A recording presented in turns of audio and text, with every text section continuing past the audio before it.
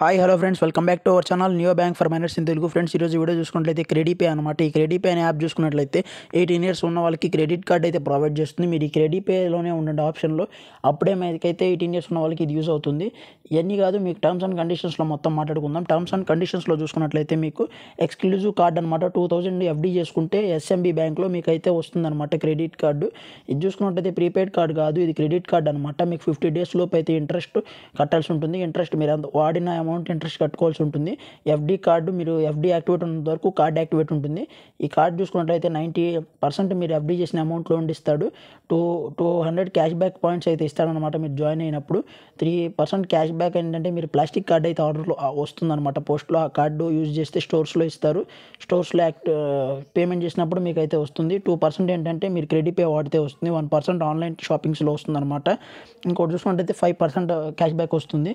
మీకు 1% ఏంటంటే ఆన్లైన్ స్టోర్స్లో వస్తుంది. మీరు ఇంకా చూసుకున్నట్లయితే మీరు వచ్చిన పాయింట్స్ అన్ని రిడీమ్ చేసుకొని మీరు 5, 10, 15% అయితే మీరైతే ఓచర్స్ అయితే పొందొచ్చు ఈ యాప్స్లో. Amazon pay, Swiggy, Zomato, Flipkart లాంటి యాప్లో. ఇంకా చూసుకున్నట్లయితే ఎఫ్డీ 10,000 మించి పెంచారంటే మీకు 20%కి వెళ్తుంది అనమాట. మీ ఎలిజిబిలిటీ చూసుకున్నట్లయితే మీకు ఇన్కమ్ ప్రూఫ్ అవసరం లేదు, మీకు క్రెడిట్ కార్డ్ హిస్టరీ కూడా అవసరం లేదు. ఇండియన్ సిటిజన్ అయితే సరిపోతుంది. 18 ఇయర్స్ ఉంటే చాలు. మీకు ఈ స్టేట్స్లో అయితే ప్రజెంట్ అవైలబుల్ లేదు, అరుణాచల్ ప్రదేశ్ ఇలా చాలా స్టేట్స్లో. ఇంకా ఫీజెస్ చూసుకున్నట్లయితే 5,000 మించి పెట్టుకున్నట్లయితే మీకు అయితే రెన్యువల్ ఛార్జెస్ ఉండవన్నమాట. మీకు కార్డు కూడా మీరు 1 ఇయర్ లోపు అయితే మీరైతే కార్డు కనుక క్యాన్సిల్ చేసుకున్నట్లయితే 6 months లోపు మీకు 499 ప్లస్ జిఎస్టీ కట్టాలన్నమాట కార్డ్ని క్యాన్సిల్ చేసుకుంటున్నందుకు. అలా అయితే ఉంటుంది. ఛానల్ని కొత్తగా చూస్తున్నట్లయితే ఎవరన్నా please do subscribe and like చేసుకోండి ఫ్రెండ్స్, నాకు బూస్టింగ్గా ఉంటుంది.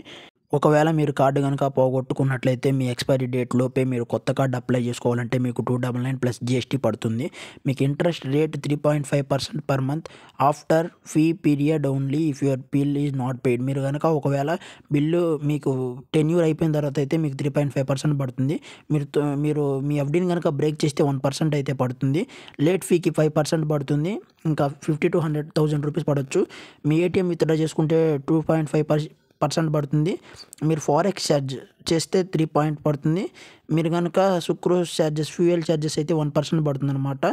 మీరు కనుక యూపీఐ చేసి పేమెంట్ చేస్తే మీకు యూపీఐ ద్వారా అయితే మీకు ఇన్స్టెంట్గా మీ క్యాష్ బ్యాక్ వస్తుంది.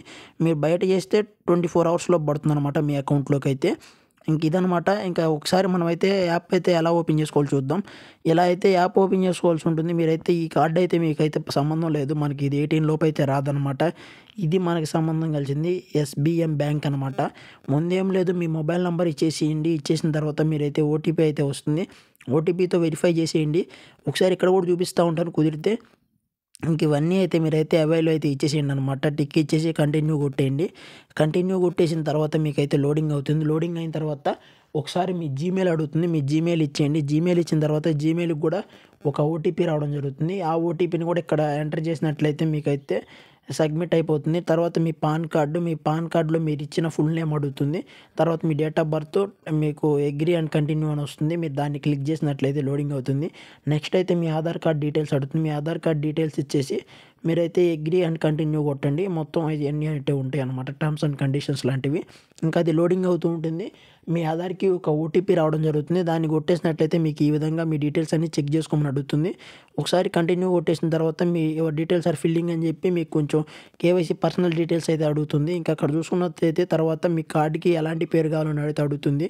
మీరు చూస్ చేసుకొని మీ అడ్రస్ సేమా లేకపోతే కరెంట్ అడ్రస్ చేంజ్ అని కొట్టేసి మీ బేసిక్ డీటెయిల్స్ ఇచ్చేసిన తర్వాత మీరు నామినీ డీటెయిల్స్ అడుగుతుంది. నామినీ వితౌట్ నామినీ కూడా చేసుకోవచ్చు. నేను వితౌట్ నామినీ కొట్టేశాను.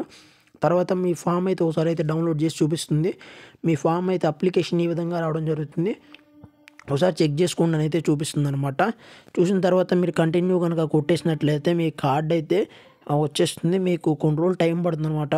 1 day 2 days లోపు అయితే టైం పడుతుంది. 1.5 days కూడా వచ్చేసింది. నాకైతే 1.5 days నా అప్లికేషన్ అయితే కంప్లీట్ అయిపోయింది. వీడియో కేవైసీ చేయాల్సి ఉంటుంది. ముందు మీరైతే ఎఫ్డీ అమౌంట్ ఎంత చేయాలనుకుంటున్నారో చూడాలి. ఎఫ్డీ అమౌంట్ చూసుకున్నట్లయితే మీరు ఇలా కొట్టేసినట్లయితే అప్లికేషన్ నేను మధ్యలో వెళ్ళిపోయాను, మళ్ళీ రీస్టార్ట్ చేశాను అనమాట. మీకు వడ్డీ కూడా చూపిస్తుంది. ఎఫ్డీ 7.14%. టెన్యూర్ చూసుకున్నట్లయితే 390 డేస్ టెన్యూర్ ఉంటుందన్నమాట మీరు ఎఫ్డి తీయాలంటే. ఎఫ్డి ఎలా తీయాలనేది నాకు కూడా తెలియదు, నేను మళ్ళీ వీడియో చేస్తాను తర్వాత.